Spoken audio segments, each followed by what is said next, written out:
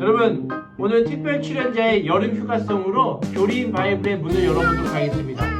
특별 출연자의 여름 휴가송입니다.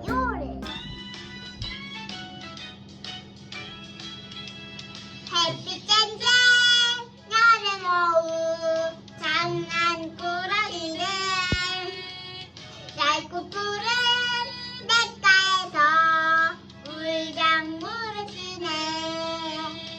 송아리 잡으러 가을간 날았다니 꼬리를 달라는데나 멀리 나가가네. 할아버지 온누방에 자네이고 하는 싱그러운 나는 날이 정말 즐거워요. 여러분, 안녕하세요. 교리인 바이블의 오상원 목사입니다. 오늘 여러분들과 함께 소요리 11문항을 통해서 하나님의 섭리에 대해서 살펴보도록 하겠습니다. 여러분, 아이를 낳기만 하고 이제는 스스로 살아라 라고 방치하는 부모가 있을까요? 아마 정상적인 부모라고 한다면 그런 부모는 이 세상에 없을 것입니다. 또 아름다운 정원을 만들어 놓기만 하고 관리를 하지 않는다면 어떻게 될까요? 아마 몇 주가 지나지 않아 수많은 잡초들이 자라고 아름다운 정원이 엉망이 될 것입니다. 이와 마찬가지입니다. 하나님께서는 이 세상 모든 피조 만물을 창조하셨는데 그 창조만 하고 방치하는 것이 아니라 지금도 살아계셔서 섭리하고 계신다라는 것이 오늘 소요리 11문항에서 말씀하고 있는 하나님의 섭리 사역인 것입니다. 그런데 이러한 하나님의 섭리를 부정하는 자들이 있었습니다. 18세기 이신론자들인데요. 이 이신론자들은 하나님께서 창조는 하셨지만 섭리는 하지 않는다라고 주장했습니다. 그들이 비유하기를 마치 시계공이 시계를 만들어 놓고 그 다음부터는 시계공 없이도 시계는 저절로 돌아가듯이 하나님께서 세상을 창조하셨지만 그 다음부터 세상은 하나님 없이도 자연법칙에 의해서 저절로 굴러간다라고 주장했습니다. 즉 하나님의 창조하심은 인정했지만 하나님께서 섭리하시고 계신다라는 사실은 부정했던 것이죠. 먼저 오늘 소요리 문답 11문항을 살펴보시면요. 하나님의 섭리 사역은 그의 지극히 거룩함과 지혜로 그의 모든 피조물들과 그 모든 활동들을 능력 있게 보존하시며 다스리는 것이다 라고 말씀하고 있습니다. 즉 세상은 자연 법칙에 의해서 저절로나 우연히 굴러가는 것이 아니라 하나님의 섭리로 인하여서 보존하고 통치되어 있다라고 말씀하고 있는 것이죠.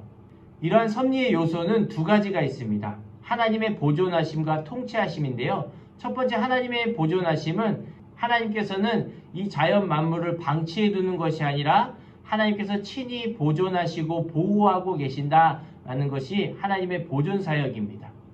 두 번째는 하나님의 통치 사역입니다. 하나님께서는 이 세상 모든 피조물과 사람을 보호하실 뿐만 아니라 악한 행동, 악한 사람들까지도 사용하셔서 다스리신다, 통치하신다라는 것이 바로 하나님의 통치 사역입니다. 하나님의 섭리 요소는 이 두 가지로 되어 있습니다. 다음은 섭리의 종류에 대해서 살펴보겠습니다. 섭리의 종류의 첫 번째는 통상 섭리입니다.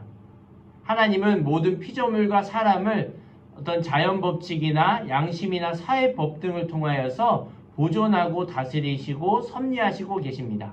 이러한 것들을 가리켜 통상섭리라고 부릅니다. 두 번째는 비상섭리입니다. 이 비상섭리는 우리가 흔히 기적이라고 부르는데요. 하나님은 자연 법칙에 반하여서 또 특별히 인간의 이성과 지식을 초월하여서 특별한 간섭하심으로 이루시는 섭리가 있는데 이러한 것을 비상섭리라고 합니다. 그래서 하나님의 섭리는 마치 우연이라는 포장지 속에 담겨있는 선물과 같습니다. 하나님께서 우리에게 우연처럼 어떤 선물을 주셨지만 그 포장지를 하나하나 뜯어보면 그 안에 하나님의 섭리였구나 라는 것을 발견할 수 있도록 선물을 주신 것이죠. 우연이란 포장지 속에 하나님의 섭리라는 선물이 담겨 있는 것입니다. 특별히 종교개혁가 칼뱅은 이렇게 말했습니다. 인간의 모든 조급함, 염려, 근심에 대한 가장 좋은 치료제는 바로 하나님께서 모든 것을 다스리신다라고 믿는 섭리신앙이다라고 말했습니다.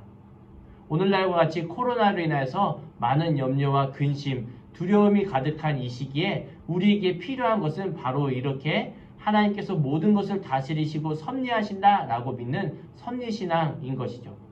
여러분, 오늘은 소요리 문답 11문항을 통해서 하나님의 섭리에 대해서 살펴보았습니다. 내용이 많이 유익하셨나요? 유익하셨으면 많은 분들에게도 소개해 주시고 구독과 좋아요를 눌러주시면 감사합니다.